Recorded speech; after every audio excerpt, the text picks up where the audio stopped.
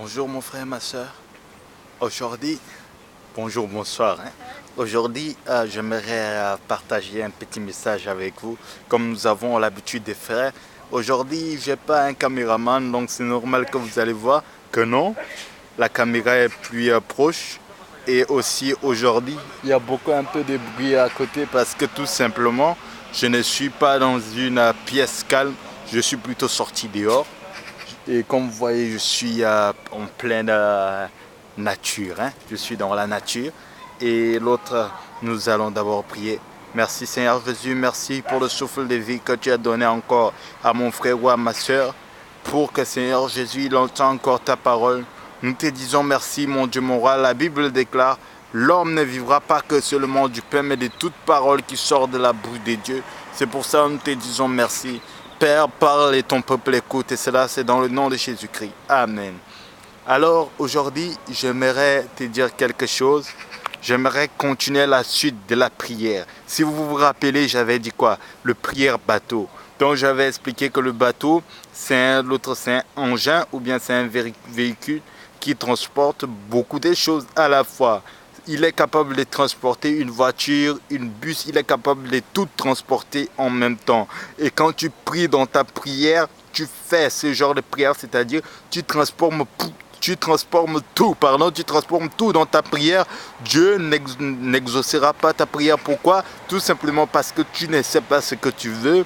Parce que Dieu, il est le Dieu de la précision. Donc quand tu demandes quelque chose à Dieu, tu demandes avec la précision. Mais maintenant, j'aimerais non seulement te dire de ne pas faire une prière bateau, mais de faire une prière avec insistance. Insistance. Parce que l'insistance, c'est ça le secret de la foi.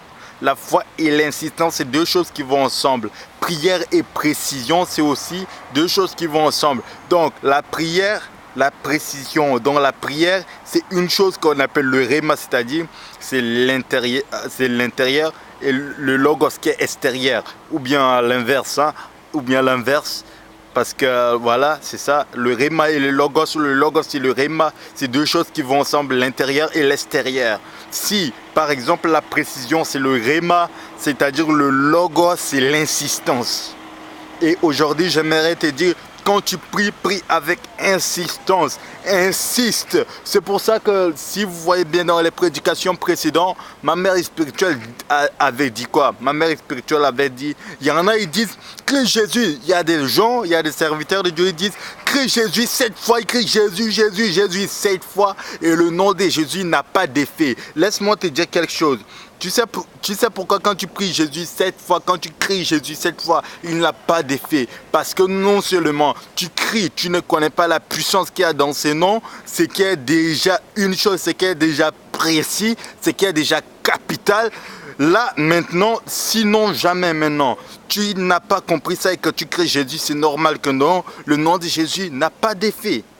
Mais laisse-moi te dire quelque chose. Quand tu cries Jésus, crie, ton âme, ton esprit doit crier aussi Jésus-Christ. Quand ton esprit, ton âme crie, c'est ça l'insistance, c'est ça l'assurance. C'est ça maintenant que quand Jésus va entendre que non, même la terre tremble quand tu prononces son nom. Mon cher ami, là Jésus, il va seulement que descendre et honorer son nom.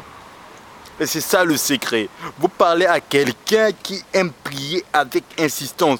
Une fois, j'ai demandé à une sœur, à l'autre, je n'ai pas demandé, mais une sœur devrait me donner mon cadeau d'anniversaire. Elle ne l'a pas fait. Je lui ai dit avec insistance. Je lui ai dit quoi? Avec insistance, tiens à ta promesse parce que tu m'avais promis. Et jusqu'à quand je lui ai dit ça, je lui rappelle, tiens à ta promesse, oublie pas ta promesse parce que tu m'avais promis. Là, elle avait honoré sa promesse parce que j'ai été espérant. J'ai été à l'autre insistant. Et puis, j'étais insistant. Et puis, c'est pour ça que j'ai eu mon cadeau. Et si tu veux avoir aussi ton cadeau avec Dieu, qui est ton Père, qui est le Père de Jésus-Christ, car nous sommes co-héritiers. Un co-héritier, c'est aussi un héritier, comme beaucoup de serviteurs de Dieu le disent. Donc, si ton Père est dans les cieux, ton Père est le roi des rois, tu es aussi un prince des princes. Tu es un co-héritier avec le prince des Aïe, aïe, aïe, aïe, aïe, aïe. C'est pour ça que quand tu invoques ton Père le roi, tu dois l'invoquer en tant que ton Père. Quand tu invoques le nom de Jésus, tu dois invoquer le nom de Jésus-Christ en tant que ton frère. Si tu veux invoquer le nom de Jésus à ce que Jésus agit, invoque le nom de Jésus-Christ comme il est présent. Invoque-le comme si tu le vois. Invoque-le comme si tu le sens. Invoque-le comme si tu l'entends. Si tu as ça, c'est ça le secret de la foi. La foi, c'est de voir ce qui est au-delà. Et si tu vois au-delà, la gloire de Dieu peut que descendre. Et n'oublie pas de crier le nom de Jésus-Christ en public. N'aie pas honte de crier le nom de Jésus-Christ en public. Trop souvent, pour ceux qui partent en évangélisation, quand ils partent en évangélisation, ils crient le nom de Jésus. Comme par exemple, surtout trop souvent, j'affronte ça.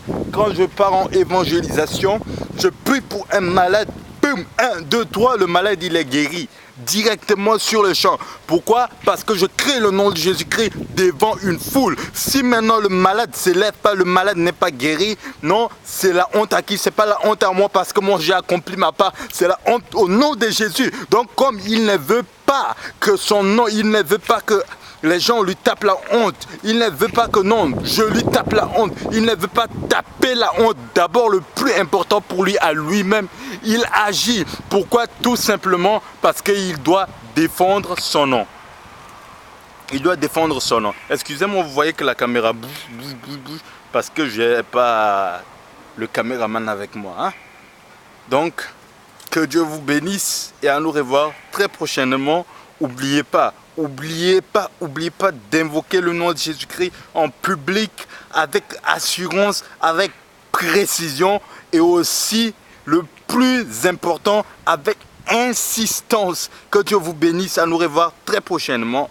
Et pour ceux qui veulent inverser, allez-y soit dans Matthieu 7,7 ou allez-y aussi dans Luc 11. Commencez au verset 1. Commencez au verset 1er et puis terminez là où l'Esprit de Dieu va vous dire de terminer. Que Dieu vous bénisse.